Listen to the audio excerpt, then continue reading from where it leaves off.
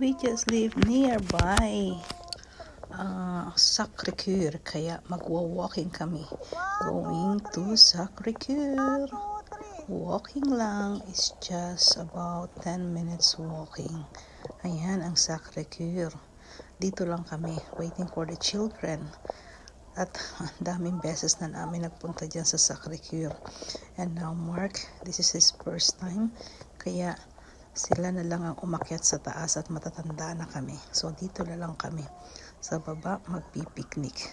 So picture lang. That is a Sacré-Cœur here in Paris. Our first stop for today. Sacré-Cœur. Oh, diba? Ganda ng view dito. At meron din mga nagpipaint dito, nagpipinta. At dito ang street sa harap ng mga souvenir. At may favorite Chinese street at mga sweet